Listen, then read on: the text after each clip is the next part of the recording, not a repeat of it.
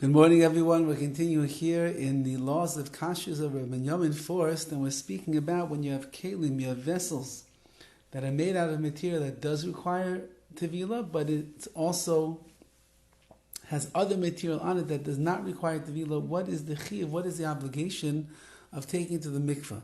Yesterday we spoke about the idea if the main part of the kli of the vessel was made of material that does not require Tevilah, and now you have on top of it, it's plated with silver or with metal or something of the like, where it does require Tevilah, and we spoke about those halachas yesterday.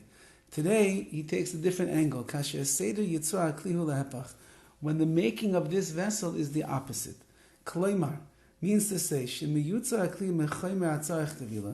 the vessel was made out of a material that requires Tevilah, for example, as we will see. Let's say it was made out of metal. However, it's covered over with a material that does not require Tevilah. Yeshli stapik. There's what to be doubtful over here, whether or not it really needs to be taken to the mikveh. Since the food itself only touches the material that doesn't require Tevilah. Which is what we said yesterday. If you have food touching the material that requires Tevilah and it's supporting that food, so then the kli, the vessel, requires to go to the mikveh. But over here, the kli itself needs Tevilah, but the covering that you have on there does not require Tevilah, and the food is touching that. So it never touches the real material that's obligated in immersion.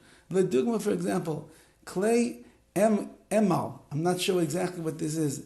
Emayal. Maybe somebody knows it's a certain type of a vessel that's out there, and he says it's kederisha mateches. They are metal vessels. Hamitzupais mibifnim umibachutz b'chemer lavan oitzeva acher, and it's covered on with inside and on the outside with white or some other kind of a color. But it must be a very thick coloring, a very thick painting that's on there, and therefore it has a mamashas has a real thickness to it, and therefore the food is touching the white paint. The food is touching the other color paint. It's not touching the metal that's underneath. So too, very often you have these vessels that are made out of metal, and yet on the inside walls of the kli of the vessel is Teflon. As we know, Teflon is the smooth material that's inside the vessel in order that the food will not stick to the walls of the kli of this pot. Yesh letavlan b'lei bracha. Says our force, what do you do in these cases? You do take these vessels to the mikveh, but you do it without a bracha. Since that the food is not really touching completely the material that requires immersion, therefore you do it without a bracha. However,